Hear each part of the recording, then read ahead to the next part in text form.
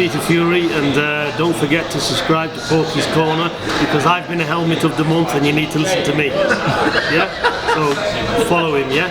And get the fella some followers up, for Christ's sake. He wears his heart on his sleeves, the good man Russ. So follow Porky's Corner, he says it as it is, and you know, I appreciate the helmet of the month, Russ. No problem. Thank you very much. You're welcome, mate. Hello, all you hardcores out there. How are you doing? It's Russ here from Porky's Corner, the voice of hardcore boxing. Today, I'm joined by Max Jenkins from Scarborough, 1-0 prospect heavyweight pro boxer. How are you doing, Max? I'm good, Russ. How are you, mate? Yeah, I'm all right. Are you enjoying your last few days of being an undefeated fighter, Max? Fucking great, mate. You are. Who needs enemies? Who needs enemies when you've got fucking mates like you? When you fly tomorrow? Fly Thursday night. Thursday night, weigh in Friday. Yeah. And then you fight Saturday and you're home Sunday. It's over and 4 days then. Yeah, basically, yeah. So basically, weighing, and you know, I've had my last session with Julian yesterday. Only a little. He's only given me strict instructions to do 4 3-minute rounds, as in shadow boxing, nothing strenuous, taper, then, you know, and go into the fight. Strict things to remember, like don't get sloppy. Do not get sloppy. He goes, it's fine when it's all there, but he says sloppiness, keep tidy, and that's his go-to word at the minute. So yeah, I'm looking forward to it. I feel, you know when you feel more equipped, like, to get in there than you do previously. I feel I'm like a lot more equipped. Does that make sense? So, yeah, you mean you've took more knowledge on since you met Julian? Yeah, I just feel like it's different, like feints and things like that he's added to my game, you know, and it's worked in sparring because I've never bothered with feints, never. You know what I mean? And you get them to commit, don't you? If you feint like that, get them to commit, don't you? And then you can come back, and that's called timing. Then, you know, like Kell Brook always goes on about timing beats speed. Well, that's timing it. You feint, then they come to throw some, but you already know that because you've thrown a few feints. You finally just come up and just knock them out, don't you? Well, it's not that easy. But yeah. So, but yeah, I've enjoyed this with like Julian and what he's brought to me. So I'm excited to like use it and what he's given to me. So yeah. What are you going to be touching scales at, Max? I think it could be the same again, about late 18s, late 18s to 19. You fucking wish. Yeah, seriously, yeah. What, you reckon you're under 19 stone, Max? Yeah. Good man. Yeah. That sends a message out, doesn't it? Yeah. Well, look, if you win, Max, I'll still be your mate. If you lose, I won't be. Don't ever darken your door again. Don't darken my door again, unless you buy that new Range Rover you showed me. I might be your mate if you buy that. Get that Touareg bought off Ash next door. Looks mint, that. Yeah, it does actually. I wonder how quick it is as well. 43, well, you get a remap on it, don't you? 43,000 mile on a 66 plate. Touareg, T-dub. Yeah. It's been a 2 litre, I'd have had it myself, but 3 litre. Fuck that, mate. With miles I do it, but I'd be on my knees. Yeah, I know. You have to get one of them remaps on it that's just for petrol and not power. Yeah. So you could get that bit extra to gal. But I'd prefer that to a Range Rover. Range Rover's a 10 a penny, mate, and head gaskets go on them and legs. You know, and legs. Yeah, you are right. A few people said that. So you know, a Range Rover's only good for first 3 years, you know. World class for 3 years. After that, everybody complains about them.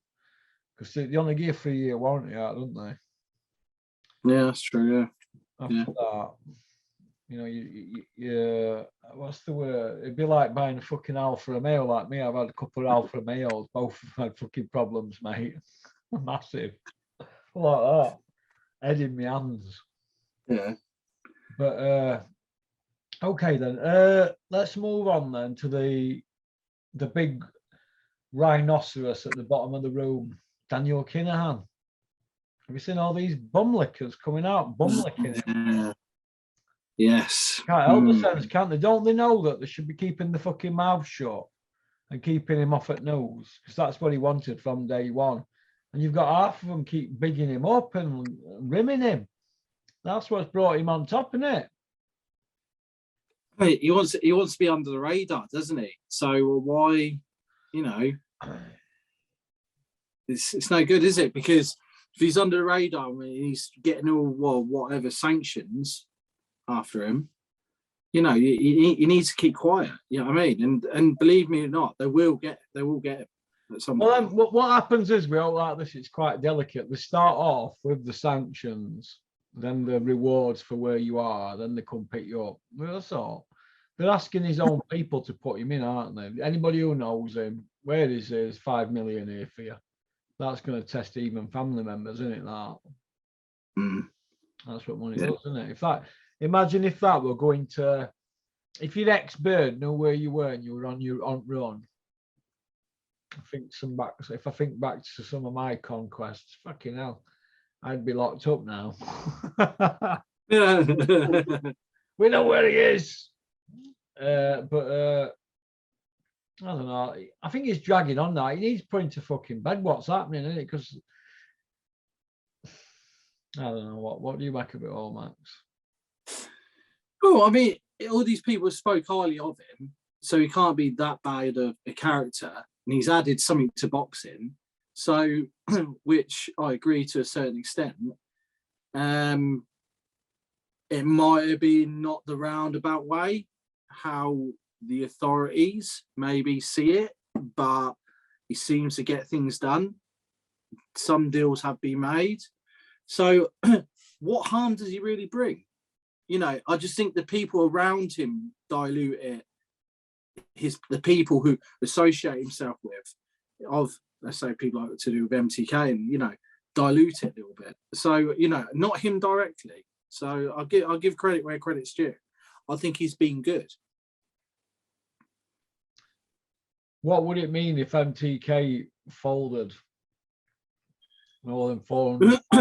Where would they go? Would they be stuck in limbo with an MTK contract, or would they be able to fight somewhere else? What do you think?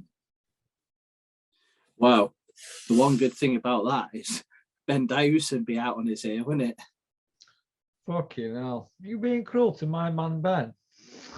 Well, you know, you can't say he's the best trainer at MTK anymore, can he? Championship rounds. Championship rounds. What's that other one? Lions in the camp. That's Tunde, isn't it? Yeah. What's with Buddy Holly haircut, Max? You look a cunt. Max, what is that you've got going on there? Well, it's just not gelled or fucking done. You know what I mean? So I'm sorry. You look like Curly out at Beano. You know Dennis the Menace's mate, Curly. He's got one of them, hasn't he? One of them what you've got, Max. He's like fucking. That's you, Max. You look a right tool with that. Max, just go ask for a proper flat top and get that fucking thing off in the middle. It looks, you look like Furio in reverse, you know, out of Sopranos. You're a tough spot, you are. You'd be good if I said you were like Vito, wouldn't you? You know who Vito is, don't you? Steffi Bull. Yeah, He loves all that village people stuff. And yeah. Dominic Ingle used to wear chat pants, you know. Do you know what chat pants are, Max? Well, I'm trying. The leather trousers with arse bit missing. Now, when Dominic Ingle used to be lead singer of this band in Sheffield, he used to wear chat pants. And you know, like village people, he was lead singer, Dominic. They reckon he were good, you know. Oh, really? And a bit of a ginger fucking brilla pad going on his head. Yeah. Did you know Dominic Ingle has 4 shredded wheat every morning? He eats 3 and puts 1 on his head. Oh, when he was 16, that. Oh my God. Dominic, come see me. No, don't. You're a bit too big for me. Oh God, it shake you. He might take me back to Ingle Lab and show me how they fucking do everything.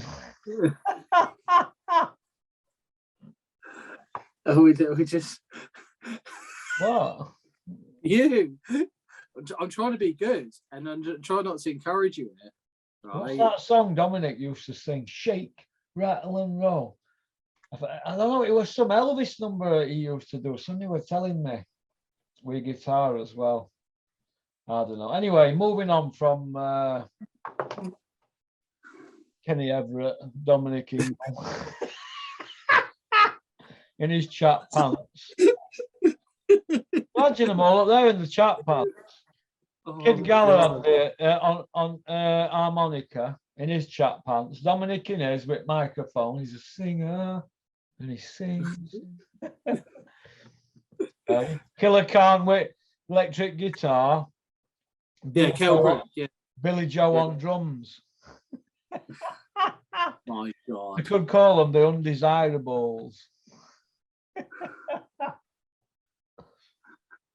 What do you think is going to happen with Dylan White, the can man? Anybody who wants it can get it, as long as they're over 40 with COVID. What do you think is going to happen with him? And what do you think is going to happen with his husband, Dean White, aka Lamar Scott? What do you think is going to happen? Are they going to turn up next week or not at this presser? Yeah, you know how Frank is making out he hasn't like fulfilled his duties. It's like he's trying to dibble him out of money already, isn't he? So can I blame Dillian White for not turning up? You know, is there a method to it? Is it Eddie Hurd? Is it just genuinely mind games? Is it? I mean, you know, you don't know, do we? I just hope he does turn up, and I'm on the fence with it now because after seeing in that undercard, they can cancel that undercard anytime because it's not exactly a glorified. They have to fly people here, there, and everywhere, is it? It's not expensive fighters coming over, are they? You know, it's a poor undercard. You know, you've got Tommy on there. Who wants to see Tommy fight? Seriously.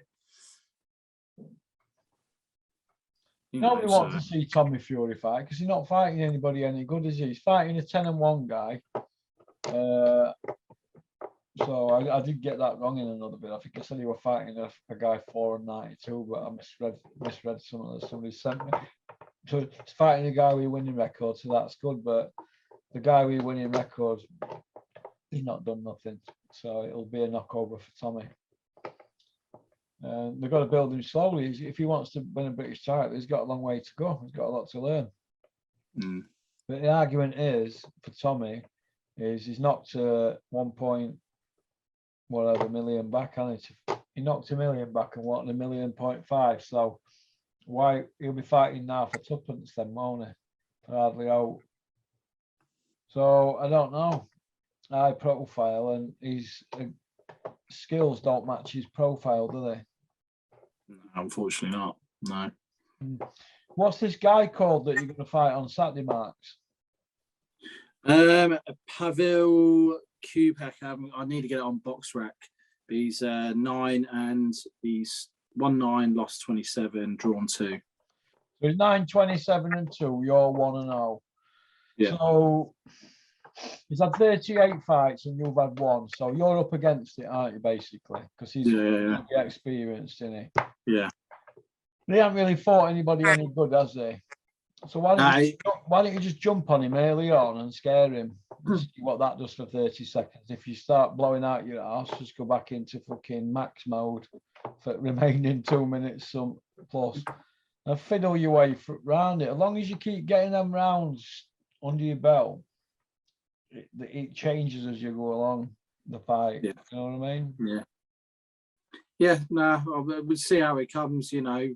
It's like Julian said to me before, he goes, he's even said to when he's got me on a bag, instead of flying in with rights after 10 seconds, he goes, now I want you to feel your way in. I don't want to see you throw a right for at least 45 seconds. You just work off your jab. Work off your jab. Work him out. Does he close his guard up? You know, when you jab into the stomach, does his guard come down? All these different things. You work him out. Yeah, the heavyweight game, it can be just one blow and it's over. So let's approach it carefully. Let's not approach it stupidly. You know what I mean? So yeah. So Yeah, somebody sent you some questions in, aren't they, for you to ask me? yes, they did. I'll tell you what it was. Okay. It's obviously off Insta. Ask Porky this. What famous bird was on your wall when you were a teenager, around about 16 years old? Oh, well. 16. Well, I was ready for detention centre at 16, wasn't I? So I would have probably been on the glue at the time. The glue. I would have probably been sat in the old man's Capri in garage sniffing all his Bostic out. 16, it would have probably been, what's the name now? Slightest touch and baby too many. Yeah, Lorraine Pearson, lead singer for 5 Star. So it cringe that. I mean, you're talking fucking 36 years ago, Mark. It's cringe as out, but I bet she still does what she does now. I thought she was into. Lead singer for 5 Star, don't you remember her? No, I don't. Let's see if I've got a picture of her. Oh. Not that I know her. Oh, so let's put 5 Star pop group. I think I need 5 Star petrol. Is she like yeah, yeah. Is she black? Yeah. No. Okay, I'll give her maybe a 6. A 6, you prick. She's a fucking 10. A 6 out of 10. It's a Yeah. senior. Which one is it? Oh, no.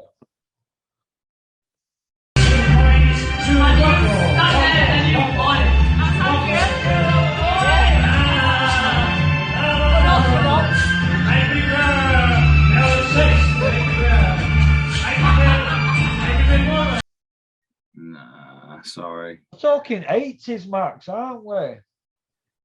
No, I was born. What have you got on your wall, Michelle Keegan? Who would Cora. Tell you what, you're gonna laugh at this. I'm embarrassed to say this. You're gonna take the piss. Jerry Halliwell had a thing about her when I was. Fucking what? Yeah. Fucking hell, legs are red in winter. I don't think I've got a picture of any females on my wall. There's one picture, a framed picture of me and Savannah over there. But it's next to one of me and Mick Hennessy. Yeah. After a Mick Hennessy supper. Is it? I used to have a good picture of Madonna when I was 13. Like a Virgin poster on my wall. But no, 5 Star, I think, when I was 16. And I think I had a Top Gun. Tom Cruise and the bird out Top Gun sat on a motorbike. That was cool. That was, like I say, 80s stuff, wasn't it? Yeah. Rocky 3, I think I had a Rocky 3 poster. Samantha Fox poster, Madonna, 5 Star. This is from age of 13, I think, when you used to go to poster racks, didn't you, in town, £2.50 for a poster. Yeah. Do you remember them? Yeah, I do remember in them. Woolworths, I used to get a couple with my pocket money on a Saturday. HMV, they do them all the time. Yeah, just shut 240 stores, haven't they? HMV. Yeah. All right, then what else have they asked? They asked what last gangster film you watched. Gangster film. It's over there somewhere. It's called, I watched it last night, The Prophet. It's a French film. Yeah. I don't know if anybody's seen a video that I did. Me and Dennis went to see Pete Bell when he died. Pete, when he was on his deathbed, Pete Bell, he didn't discover Jamie McDonald, but he took Jamie McDonald to Dennis's. He said, look, he's 8-1. Can you do it with him? He's coming off a couple of losses, but he was robbed. He was robbed as well. And Pete Bell recommended it to me on his deathbed. It's called The Prophet. So eventually I got it, the DVD. It took me some finding on the internet to get it. It's about this French kid who was in jail, and he's up against it in there, and he ends up main man. He ends up running jail and then running things when he gets out and that in his area. We obviously crime and that, but when he went in, he were very quiet. And with Pete Bell being the next gym screw at Lindholm, he said, "You want to watch that? It's a good film." So I watched that last night. But yeah, The Prophet it's called. There's another one. What's the best Clint Eastwood film you've seen? Best what? Clint Eastwood film you've seen? Best Clint Eastwood film? Where Eagles Dare or Escape from Alcatraz. I've got both of them. Yeah. I like them. Yeah. I like them. But I also like Smokey and Bandit. Good family film, isn't it? Yeah, I like that. Yeah. It's like they're obsessed with this one. Everyone's obsessed with your trainers. What trainers you got on today or you've worn today? It's got to be Lacoste. Adidas Los Angeles white. Oh. I like white. Yeah, you always got. Yeah, every time I see you always got Lacoste on. Every time I see you. Hello, didn't they? But I also had some other stuff that I bought. I don't have to fucking wear their stuff all the time, do I? They're awkward as out with me because I swear, don't I? Here's one. Most scariest moment in the car. In my car. Any car.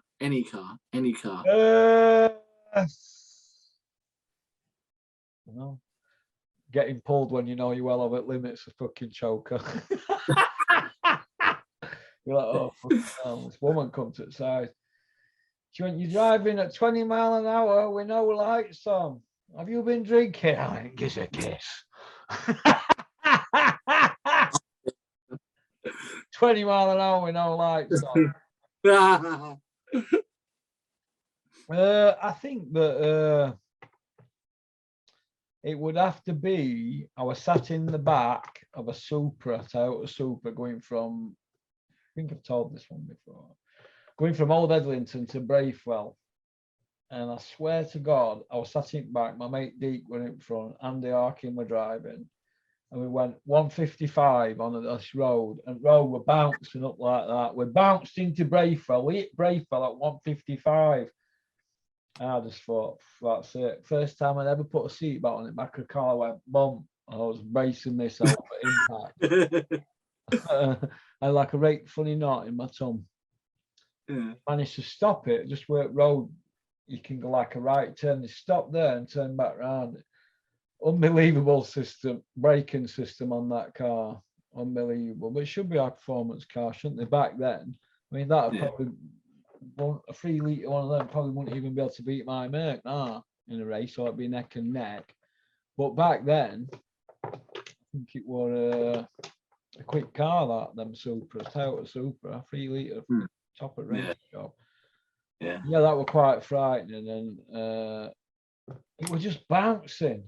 It reminded me, you know, when we went on that road to Kev's 60th, and I said to look how bad road is, it was bouncing up and down. Yeah. So I got chased down that road when I got done for my second drink drive, you know, and they filled me in. Yeah. And that, some paper and all that in it. But when I got chased down that road, because I was being chased by police, I had a tiny knot in my stomach, but not as bad as that Supra, because I'd had some of that. I'd had some sniff when they chased me, and they were that fit, they didn't even test me. And I was bouncing up and down, but I was being giddy. I was laughing my bollocks off. Well, that one, I was sober as a judge when I was 19, 20-year-old. When they see a lot older than me, Harkins took me in this Supra. We went bouncing, like I said to Brayford, that shit me right up. But one mistake at that speed, you fucked, aren't you? And there's no to brag about drink driving. I was a fucking idiot back then. I just couldn't be asked with taxes. Do you know what I mean? So it says got me due years. I don't do it now because it's a 10-year ban in it, third test. So I don't take that risk. But yeah, that's probably the most scary. 155 as you hit a 30 zone, but I've been 140 odd actually through a 30 zone with Peter Fury Jr. in a Type R Golf. And that was scary as well, because we were coming to one bend and I was just like, oh, and then it's hard to explain. But if you're not driving, you don't feel in control, do you? You've got some guy driving like a loon. But yeah, he's a lunatic driver, Peter Fury Jr., but he's good. Harkins were good, and I'm just glad I'm here to tell. But I prefer it if I'm driving, if you know what I mean, Max. Fucking hell, you are a scary driver. Not as scary as you, Max. You're like fucking Miss Daisy. Fucking hell, I know I can fucking get there safely. Yeah, you are a company man on the road, Max. Is that it? Is that what they've got? Is that all? Yeah, that's all there is, I'm afraid. Good. Hard question, then. Tell them not to fucking apply for Mastermind.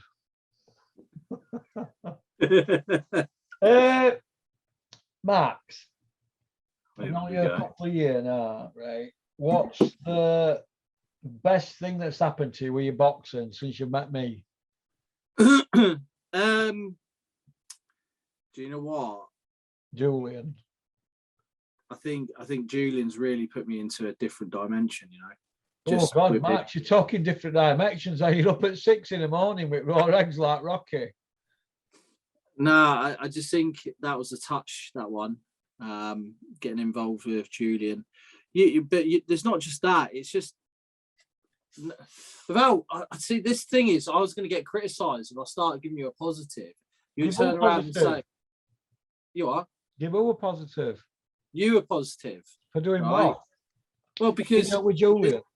Yeah. No different to Peter Fury ringing me up, is it, and saying, "Can you sort me out a pad man, Russ, and a strength and condition man?" I say, "Yeah, I'll make a phone call for you," and I did.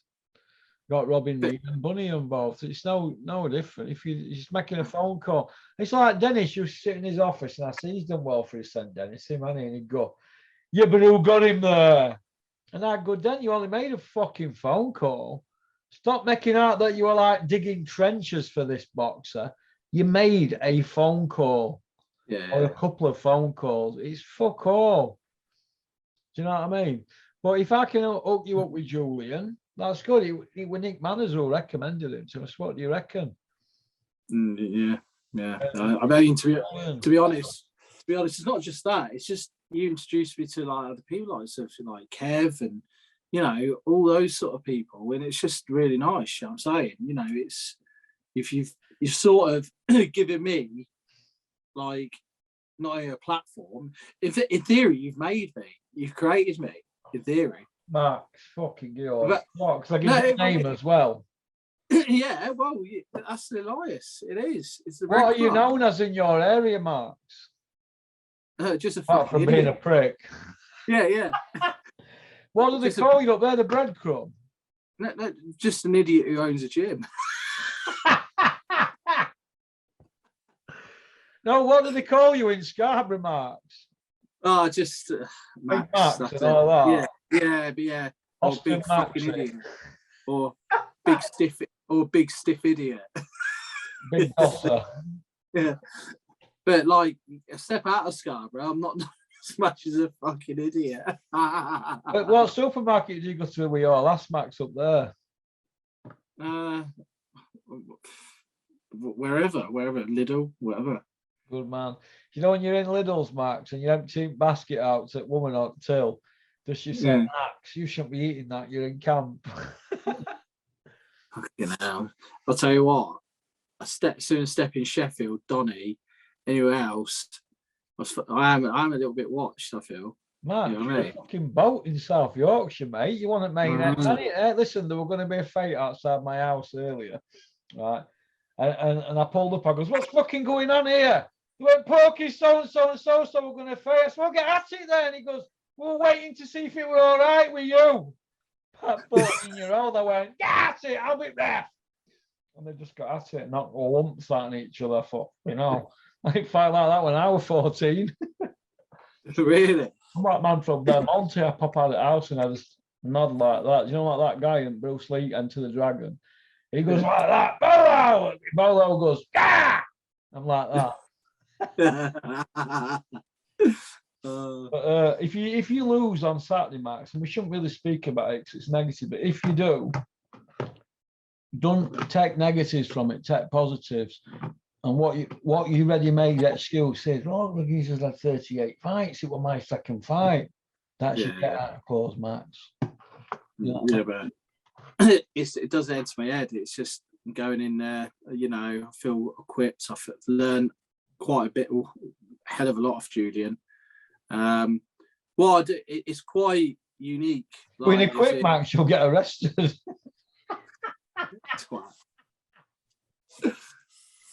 I tell you what, if I was there on your belt, I'll slap you on the old head. Fucking hell, Max. You're scary. Right.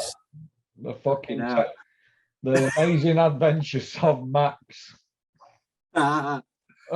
Max, what sportsman would you compare yourself to? And don't be hard on yourself and come out with something like Eddie the Eagle, but what sportsman in other sports would you compare yourself to? I know this is a trap you sent, like fucking flapping. Yeah, because this is a trap you're fucking setting for me. You know what I mean? And that, I don't know whether you're being serious or not. I know what you're like. No. Do you know what? It's almost like found like a skill that I wouldn't say I'm great at, but I've taken my hand to, other than rugby. So it's like a late blossomer, perhaps, at a sport. I'm not saying I'm going to ever be a world beater at this, to see how far my story goes. So no, you jab, Max. You've got a good ramrod jab with power. I'm not saying it's quickest jabbing, Will, but it's Crawford once said to me, when in doubt, reach out. So if you feel like if ever things are getting too much, it rings you, just reach out like that. Just put your arm out, and it just gives you that bit of protection to get your senses right, doesn't it? But do you feel that the jab is the best weapon there is? For me, it is, yeah. Do you ever feel like, because you jab to head a lot, don't you? Do you ever feel like jabbing like where Andre Ward does? He jabs to chest, perspex, and belly button in that straight down middle thing. Do you ever feel like that's important as well? This is the thing what Julian's been teaching me, trying to do variation of jabs, set everything up at the jab. Yeah. And when a couple of weeks ago, he says, right, when you're going to use your right hand, I thought, fucking hell, this is weird. You know what I mean? Because you work everything off the jab. But there will be a fight one day, they'll be in where he's just going to beat you to the jab. Every time you jab out, he clips your opponent. So you're going to have to use your right first time. You know what I mean? Like a hook cross or something. You know what I'm saying?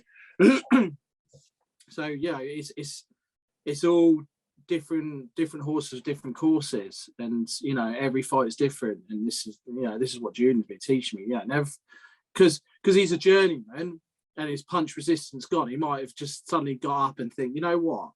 I'm sick of you losing. Right, I might give this fucking idiot who's coming over a right good going over.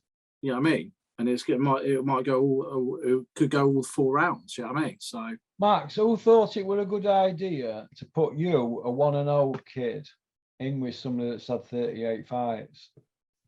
Who's that? I don't know what his matchmaker is, but he thinks I'm capable of it. So, did you trust him? Yeah, I do actually. Yeah. Does he speak English?